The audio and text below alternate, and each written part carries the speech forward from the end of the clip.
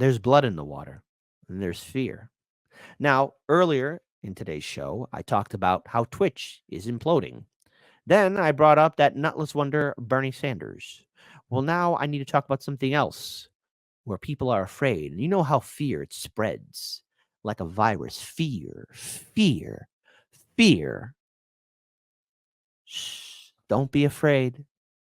But if you're Kamala Harris's campaign, the Democrats are afraid.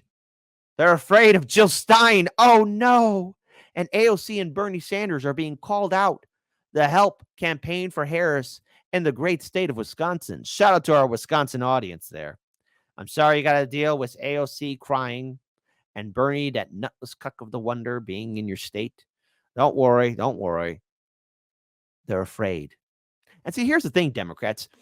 You know, pulling out AOC and Bernie to help out Kamala shows how desperate you are, because I remember, Democrats, how you treated them like pariahs and their supporters too. But now, oh no, they're your quick cash cow because you're desperate for progressive voters. See, progressive voters and independents aren't interested in supporting Kamala Harris because she's a hypocrite on many issues, from the crisis in Gaza to the economy to the past policies and failures of the Biden-Harris administration. They're afraid. And see, the thing is, Democrats, if you were so strong and smart and courageous, maybe Kamala Harris could debate Jill Stein. I mean, if you are really confident in Kamala, hey, confident in Kamala, she'd debate Jill Stein, or even have one of your proxies do it. Have Bernie or AOC do it, unless they're cowardly, which is how most of you truly are liberals. So I want to give a huge shout out to Case Study QB. He has wrongly been censored on Twitter. But there's fear. Democrats are nervous. They're afraid. And it's like I always said, a brave liberal, that doesn't exist. That doesn't exist. Santa Claus, the Loch Ness Monster, leprechauns, the Tooth Fairy, Bigfoot, that gosh damn Sasquatch, have more truth behind them than a courageous Democrat. Maybe I'm being mean. We've got far left socialist AOC, Senator Bernie Sanders, campaigning for her in Wisconsin today. Let's welcome back to the show America Majority CEO Ned Ryan. Ned, is this going to attract the undecided voters and independents? I mean, Larry Kudlow just said, how does this cause results? What results does this bring? What results do identity politics bring? Well, I think they're getting extremely nervous about the progressive vote in Wisconsin. Liz, that's why you're sending up Bernie Sanders and AOC, and it all revolves around the fact that Jill Stein, despite Democrats' attempts to remove her from the ballots, actually succeeded in staying on the ballot this year. But let me run some numbers for you, Liz. In 2016, Jill Stein made the ballot. She got 31,000 votes in a state, Wisconsin, that Trump only won by 23,000 votes. Fast forward to 2020, they successfully litigated to get her off the ballot. Biden only won the state by 20,000 votes. Now, here's the thing. Hold on. I'm going to rewind that again because I think he just made an oopsie here. Let's go and rewind. Again, the numbers about Jill Stein. See, Jill Stein and third parties. This goes for Greens, Libertarians, Independents. There's been a massive wave of support or interest that's been happening this election cycle that I haven't seen in 2016 or in 2020. This is huge. If you are a third-party supporter or either that, you're part of that infrastructure, there is the possibility.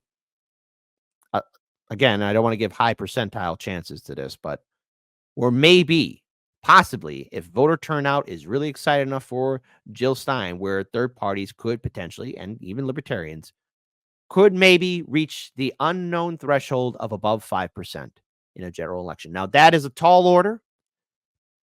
I'm willing to bet that won't happen. Trust me on it, folks. There's going to be a lot of liberals crying down. I'll feel a little sad if third parties don't make it, or at least do somewhat better. I would love to see it, but I don't think that's going to happen. I mean, I want to see it happen, but there is that possibility. So let's keep that door open. Let's rewind this again. Mover from the ballots actually succeeded in staying on the ballot this year. But let me run some numbers for you, Liz. In 2016, Jill Stein made the ballot. She got 31,000 votes in a state, Wisconsin, that Trump only won by 23,000 votes. Fast forward to 2020, they successfully litigated to get her off the ballot. I knew it. I heard right. Buddy, hey, genius. Genius. That was Howie Hawkins. Jill Stein didn't run in 2020. How do I know that? Because I interviewed Howie Hawkins way, way, way back in the day. I think it's one of my worst interviews. I don't want to think about the past. The past hurts too much. But no, Jill Stein wasn't on the ballot in 2020. Genius. Shame on you, Fox Business. You're supposed to have more integrity. Biden only won the state by 20,000 votes. Fast forward to 2024.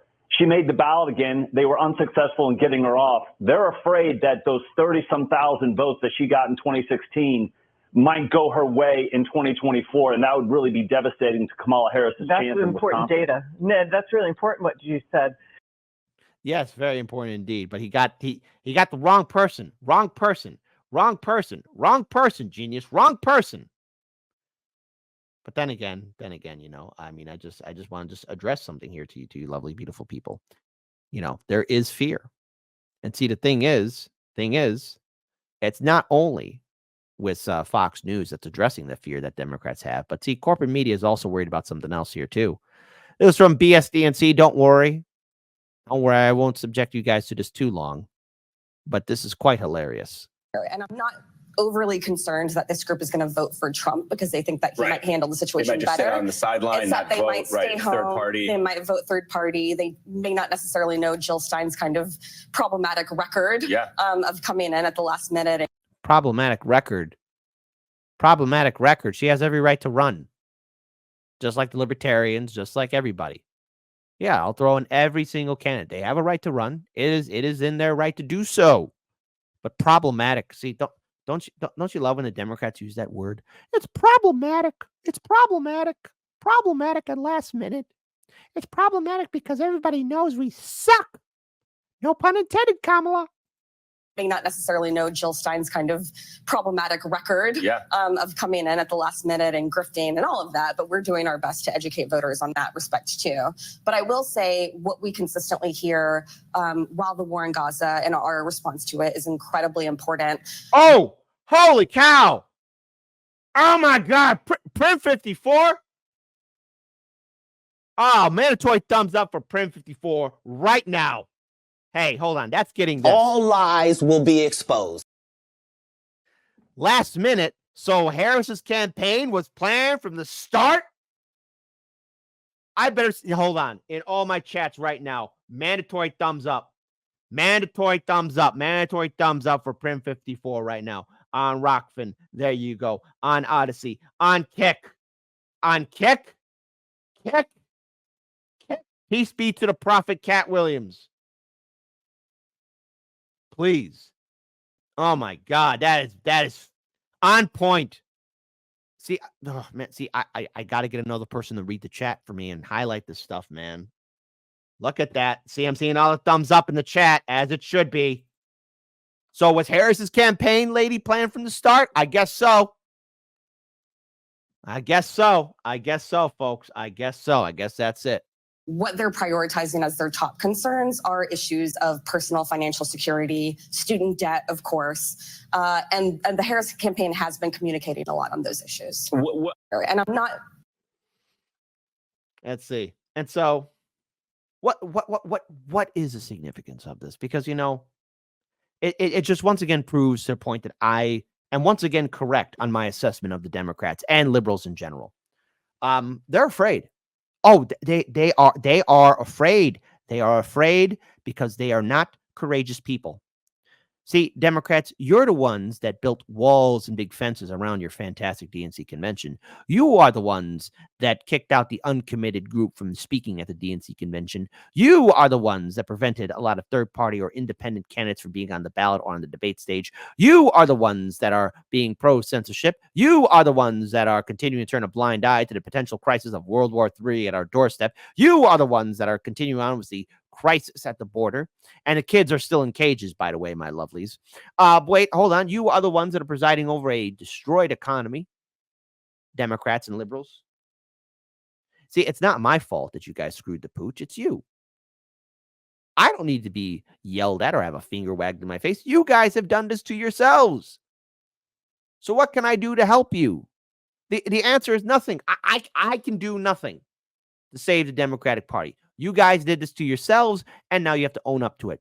And the thing is, as cowards do, you want to suppress and silence third parties and independents. You've been doing it for years. I've been doing this for 7 years. 7 years Harlan's Media has been on. And every time I interview And throughout all our years, third parties, be they Greens or Libertarians, Socialists, non-affiliate, do you want to know all of them have in common in all the different states, red or blue, north or south, east or west? The struggle of getting on the ballot or be on a debate stage. Why, it's Democrats and, yes, working with Republicans to remove third parties and independents on the debate stage and off the ballot by implementing laws and regulations preventing the American people from getting other choices. So if Kamala is so brave and so strong, debate Jill Stein. I mean, this is kind of like last minute stuff here. And by the way, folks, just throwing this out there, let's have some fun here. I'm not including today. Tomorrow is October 30th. Happy Halloween. Be safe on the last day of the harvest. October 31st, November 1st, November 2nd, November 3rd, November 4th. That's 5 days. And what comes after 4, my lovelies? 5. November 5th. Why is the 5th of November so important? Remember the 5th of November, the gunpowder treason and plot. That's election night here in America. Democrats, I know you're afraid. You're scared. Drink in and feast upon the liberal fears and eventually the liberal tears. We'll see what happens. And again, who knows? Maybe Kamala gets elected. Maybe she doesn't. But you're afraid, Democrats. And that's what matters the most.